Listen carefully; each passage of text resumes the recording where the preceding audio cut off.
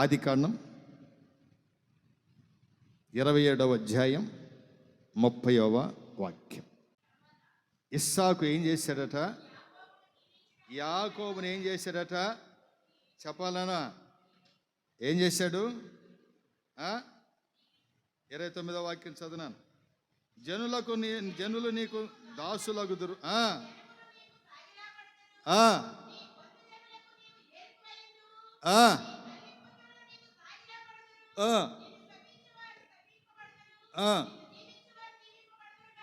దీవించబడుదురు గాక అని తన కుమారుని దీవించి ఇస్సాకు యాకోబును దీవించను. చాలు.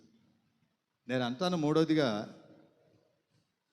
నీ కుటుంబంలో ఉన్న నీ పిల్లలు నీకు కన్నీరే తెప్పించిన, నిన్ను బాధించిన, నీకు అవమానం తెస్తూ ఉన్నా, నీ ఇంటి వారిని నువ్వేం చేయాలా? చెప్పాలి. నీ ఇంటి వారిని నీవు దీవించాలి. ఆమేన్. ఏం చేయాలన్నా? నీ ఇంటి వారిని ఏం చేయాలి? ఒకటి, నీ ఇంటి వారిని దీవించాలి. రెండోది, సంఘము, దేవుడు మనకిచ్చిన ఇల్లు. ఫస్ట్లో చెప్పిన సంఘాన్ని దీవించాలని, ఇది కూడా ఆ భాగమే. దేవుడు మనకిచ్చిన ఈ సంఘం మన ఇల్లు. ఆ ఇంటిని కూడా ఏం చేయాలట? దీవించాలి. నీ ఇంటి వారిని శపించవద్దు, దీవించు. నిజమే, ఏశావు తన తల్లిదండ్రులకి కన్నీళ్ళు తెప్పించాడు. దుఃఖముగా ఉన్నాడట ఏశావు. ఎలా ఉన్నాడు చెప్పలేదు? ఇస్సాకు రిబకాలకు దుఃఖముగా ఉంది. ఎందుకంటే అన్య స్త్రీలను వివాహము చేసుకున్నందువలన ఏశావు తన తల్లిదండ్రులకి దుఃఖముగా ఉన్నారు, కన్నీళ్ళు తెప్పిస్తున్నారు వచ్చిన కోడళ్ళు. కానీ శపించలేదు, దీవించారు గనుకనే శపించబడిన వాడు ఆశీర్వదించబడ్డాడు. విశ్వసిస్తారో చెప్పు. హల్లెలూయా. తల్లిదండ్రులు దీవించారు గనుక దుఃఖము, ఏశావు వలన తల్లిదండ్రులు దుఃఖము కలుగుతున్నా, ఏశావుని ఇస్సాకు రిబకాలు దీవించారు గనుకనే శపించబడిన వాడు కావలసినంతగా ఆశీర్వదించబడ్డాడు. ఆమేన్. నేనంటాను, మూడోదిగా, నీ ఇంటి వారిని నీవు దీవించాలి. నీ పిల్లలే నీకు కన్నీరు తెప్పించే వాళ్ళు అయి ఉండవచ్చు, నీకు బాధకరముగా ఉండవచ్చు, నీ పిల్లల ద్వారా నీకు అవమానం కలగవచ్చు, నిందలు కలగవచ్చు. కానీ ఏం చేయకూడదు? చెప్పరేందండి? ఏం చేయకూడదు? శపించకూడదు. రెండోది అంటాను, మన పిల్లలు ఎంత తప్పు చేసినా, అవి చేయరాని కార్యాలు చేసినా ఎవరికీ తెలియకుండా దాచుకుంటామా లేదా? దాచుకుంటామా? ఎల్లడి చేస్తామా? దాచుకుంటామన్న వాళ్ళు ఎల్లడి చెప్పండి. దాచుకుంటామన్న వాళ్ళు అల్లెలో చెప్పండి. పురుషులకు అర్థం కాల. మీ పిల్లల్ని బజారుని వేస్తారా? పురుషులారా, మా పిల్లలు ఎంత తప్పు చేసినా దాస్తామన్న వాళ్ళు కొద్దిగా అల్లెలో చెప్పండి.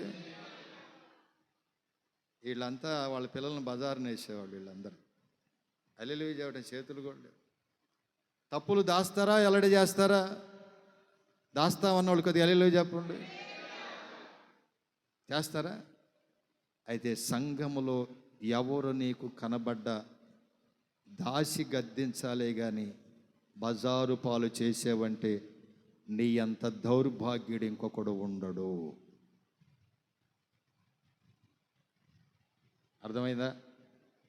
సంఘములో ఎవరైనా చిన్న తప్పు చేసినా దానిని నువ్వు చూసి అల్లరిపాలు చేసేవంటే నీ అంత దౌర్భాగ్యుడి సంఘములో ఇంకొకడు ఉండడు.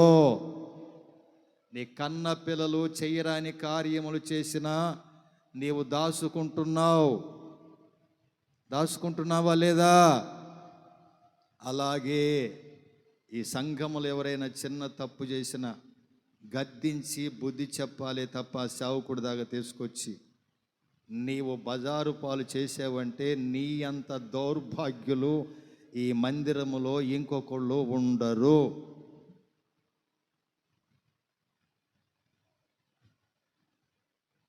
అర్థమైందా మీకు? హల్లెలూయా, హల్లెలూయా. రాబోతున్న కాలాన్ని గురించి చెబుతాను. ఇప్పుడు ఎవరో ఇది చేశారని కాదు, రాబోతున్న కాలం. మన పిల్లల్ని ఎలాగ దాచుకుంటున్నామో సంఘం అనే మన కుటుంబాన్ని కూడా అలాగనే గుండెల్లో దాచుకోవాలి, యేసు ప్రభు దాచుకున్నట్టుగా. అప్పుడు నీ దీవెన ఈ కుటుంబానికి ఫలభరితంగా మార్చబడుతుంది. అలా కాకుండా బజార్లో కూర్చొని పని బేట లేకుండా, ఏమండి ఏ పని ఉండదు, భార్యలు వండి పెడితే తింటారు, పనికి మాలిన మాటలు మాత్రం మాట్లాడబోకండి. అర్థం కదా? మనం అంతా అదే చేసేది. వాళ్ళు వండి పెడితే తింటూ ఉంటాం, పనికి మాలిన మాటలు మాట్లాడుతాం. అట్లా మాట్లాడొద్దు మనం. హల్లెలూయా, హల్లెలూయా. మనం ఏం చేయాలి? సంఘాన్ని, కుటుంబాన్ని ఏం చేయాలి? ఎంత కన్నీరు పెట్టించినా కుటుంబాన్ని ఏం చేయాలి? నువ్వు అట్టయిపోతావురా, ఇట్టయిపోతావురా అని కుటుంబాన్ని మనం విమర్శించకూడదు. ఆ తర్వాత వాళ్ళని శపించకూడదు. కన్న బిడ్డలని గుండెల్లో దాచుకొని వారిని ఏం చేయాలి?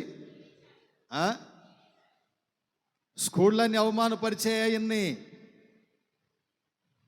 కానీ తల్లి దాచుకుంది. హల్లెలూయా. తల్లి దీవించింది, అందుకే ఈ ఎలుగులో కూర్చున్నాం. అవునా కదా? ఎవరైనా థామస్ అల్వైస్ ఎవరు దీవించారు ఆయన్ని? తల్లి దీవించింది. లోకమంతా అవమానపరిచింది, పనికిరాని వాడని, కానీ తల్లి దీవిస్తే లోకానికే ఎలిగిచ్చాడు. విశ్వసిస్తారో చెప్పు. మరి మన పిల్లల్ని దీవిస్తే వాళ్ళు ప్రయోజకులు కారా? వారు చదువు రాకపోవచ్చు, పనికి మాలిన కాడవచ్చు, ఏ పని చేయని చేత కాకపోవచ్చు, కానీ తల్లిదండ్రులుగా నీవు దీవించగలిగితే నా దేవుడు వారిని కనుల ఎదుట గొప్ప చేయటం ప్రారంభిస్తాడు. ఆమేన్. 147వ కీర్తనలో ఉంటుంది ఆ మాట.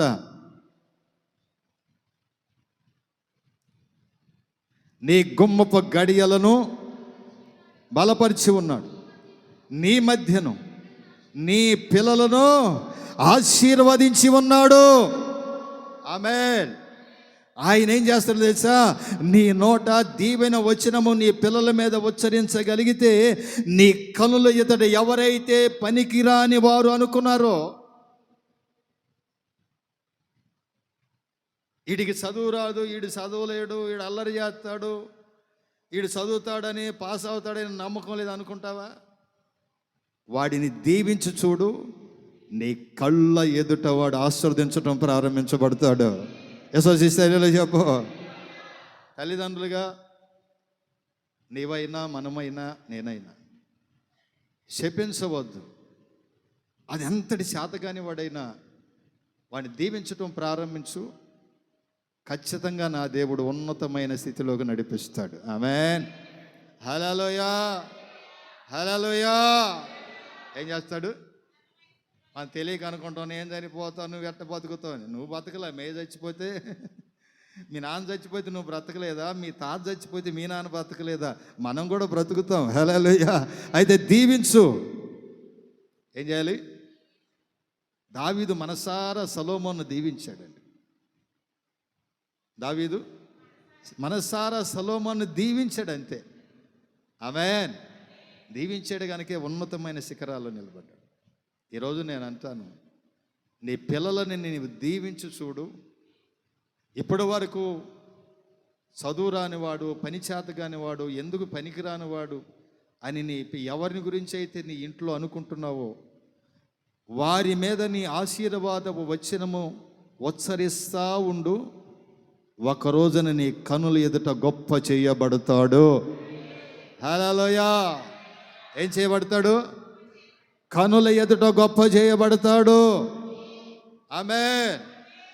పెద్ద కుమారుడు మంచోడండి, చిన్న కుమారుడు పంచాయత కాదండి. చిన్న కుమారుడు పని చేస్తాడండి, పెద్ద కుమారుడు చేయడండి. నువ్వు ఎవరిని గురించి అయితే తక్కువగా అనుకుంటున్నావో వారిని దీవించి చూడు, వాళ్ళే ఎక్కువగా మార్చబడతారు. హల్లెలూయా. మార్చబడతారా లేదా? మార్చబడతారు, అంతే. ఎందుకంటే దేవుని సన్నిధిలో వారిని దీవిస్తే సార్. ఆమేన్. వారిని దీవిస్తే చాలు, గొప్ప కార్యాలు దేవుడు చేయటం ప్రారంభిస్తాడు. హల్లెలూయా. వారిని మన కనుల ఎదుట ఏం చేస్తాడట? ఎందుకంటే మనం దీవిస్తూ ఉన్నాం గనుక దేవుడు మన కనుల ఎదుటనే మన బిడ్డలను ఏం చేస్తూ ఉంటాడు? ఆశీర్వదించటం ప్రారంభిస్తూ ఉంటాడు. హల్లెలూయా, హల్లెలూయా. ఆశీర్వదించటము నీవు ఆశీర్వదిస్తూ ఉండు. ఎంతటి అజ్ఞాని అయినా జ్ఞానవంతుడుగా మార్చబడి ఉన్నతమైన స్థానాన్ని సంపాదించుకోగలుగుతాడు. నాకు నమ్మకం లేదండి అటు చేస్తాడని, ఎట్టో కట్టా వచ్చిందిలే జాబ్ అనుకోబాకు. నువ్వు దీవించేవు కనుక దేవుడిచ్చాడు. ఆమేన్. అవునా కదా? చెప్పరేందండి, దీవించాలి. దీవించు. మూడోదిగా ఏం చేయాలి? మనం మన పిల్లల్ని దీవించాలి. హల్లెలూయా.